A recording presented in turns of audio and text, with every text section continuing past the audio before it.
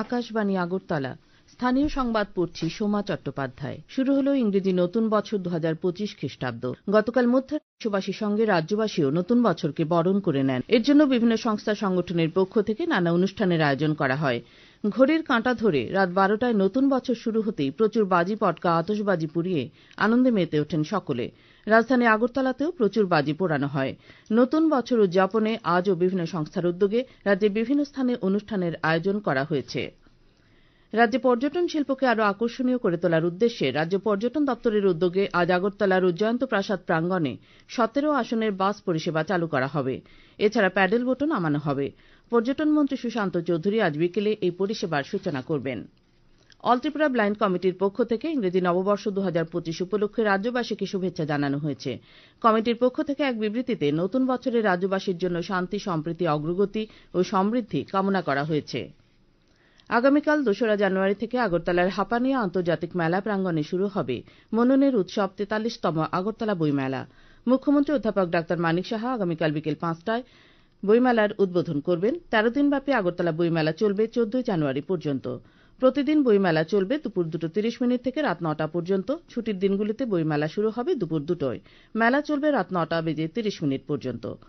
বইমেলায় বইপ্রেমীদের যাতায়াতের জন্য আগরতলার বিভিন্ন প্রান্ত থেকে বিনামূল্যে বাস পরিষেবার ব্যবস্থা করা হয়েছে। সিপিআইএম এর উত্তর ত্রিপুরা জেলা সম্মেলন গতকাল ধর্মনগর বিবেকানন্দ সার্ধ শতবার্ষিকী ভবনে অনুষ্ঠিত হয়। জেলা সম্মেলনের প্রধান বক্তা প্রাক্তন মুখ্যমন্ত্রী মানিক সরকার কেন্দ্র ও রাজ্য সরকারের বিভিন্ন কাজকর্মের সমালোচনা করে বক্তব্য রাখেন। তিনি অভিযোগ করেন সরকার লাভজনক সংস্থাগুলিকে পুঁজিপতিদের হাতে তুলে দিচ্ছে। উপস্থিত ছিলেন বিধায়ক ইসলাম উদ্দিন, শৈলেন চন্দ্রনাথ, সিপিআইএম নেতা অঘোর দেববর্মা, তপন চক্রবর্তী, পবিত্র কর, রাজেন্দ্র রিয়াং, অমিতাভ দত্ত, বিজেতা নাথ প্রমুখ। আজ শ্রী রামকৃষ্ণ পরমহংসদেবের কল্পতরু উৎসব। রাজ্যেও রামকৃষ্ণ মঠ ও মিশনের উদ্যোগে এই উৎসব পালনের আয়োজন করা হয়েছে। নতুন বছরে এক শুভেচ্ছা বার্তায় মুখ্যমন্ত্রী অধ্যাপক ডা মানিক সাহা বলেছেন, পুরনো বছরের অভিজ্ঞতাকে পাথেয় করে নতুন বছরে রাজ্যবাসীর সুখ সমৃদ্ধির জন্য রাজ্য সরকার কাজ করে যাওয়ার জন্য অঙ্গীকারবদ্ধ। গতকাল তিনি এক ভিডিও বার্তায় রাজ্যবাসীর প্রতি শুভেচ্ছা জানিয়েছেন। মুম্বাই আগরতলা এক্সপ্রেস ট্রেনে তল্লাশি করে রেলওয়ে প্রোটেকশন ফোর্স বা আরপিএফ 50 লক্ষ টাকার নেশাদ্রব্য উদ্ধার করেছে। আরপিএফ এর কমান্ডেন্ট বিকে সিনহা জানান, গতকাল সন্ধ্যায় ট্রেনে এক যুবকের ব্যাগে তল্লাশি করে 200 প্যাকেটে ইয়াবা ট্যাবলেট উদ্ধার করা হয়েছে। শ্রোতা বন্ধুরা, আকাশবাণীর আপডেট পেতে লগ ইন করুন www.newsonair.com এবং নিউজ অন এআইআর অ্যাপ এবং টুইটার ও ফেসবুক প্ল্যাটফর্মে এআইআর নিউজ অ্যালার্টসে। ইউটিউবে লক্ষ্য করুন নিউজ অন এআইআর অফিসিয়াল। এছাড়াও আকাশবাণীর আগরতলা সংবাদ আপডেট পেতে দেখুন টুইটার বা এক্স হ্যান্ডেলে আকাশবাণী নিউজ আগরতলা, ফেসবুকে এআইআর নিউজ আগরতলা এবং ইউটিউবে আকাশবাণী নিউজ আগরতলা। উত্তরপ্রদেশের প্রয়াগরাজে আগামী 13 জানুয়ারি থেকে 26 ফেব্রুয়ারি পর্যন্ত আসন্ন মহাকুম্ভ মেলা উপলক্ষে ভারতীয় রেলওয়ে 3000 বিশেষ ট্রেন চালাবে, যার মধ্যে 560টি ট্রেন রিং রেলে চলবে।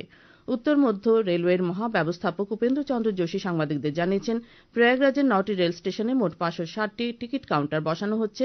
তিনি জানান, এই কাউন্টার থেকে প্রতিদিন প্রায় 10 লক্ষ টিকিট দেওয়া যাবে। মহাকুম্ভ মেলাকে সামনে রেখে রেলওয়ে এখন 15 দিন আগে রেলের টিকিট দেওয়ার সুবিধা প্রদান করেছে। কেন্দ্রীয় প্রত্যক্ষ কর পর্ষদ বিলম্বিত এবং 2024-25 মূল্যায়ন বছরের জন্য সংশোধিত আয়ের রিটার্ন জমা দেওয়ার সময় আগামী 15 জানুয়ারি পর্যন্ত বৃদ্ধি করেছে। গতকাল ছিল করদাতাদের বিলম্বিত এবং সংশোধিত আয়কর রিটার্ন দাখিলের শেষ দিন। আবহাওয়া। আজ ভোরের আকাশ ছিল কুয়াশাচ্ছন্ন। আজ দিনের সর্বোচ্চ তাপমাত্রা থাকবে 27 ডিগ্রি সেলসিয়াস এবং সর্বনিম্ন 14 ডিগ্রি সেলসিয়াসের কাছাকাছি। আজ ভোরে সর্বনিম্ন তাপমাত্রা ছিল 15.1 ডিগ্রি সেলসিয়াস। স্থানীয় সংবাদ এখনকার মতো শেষ হলো।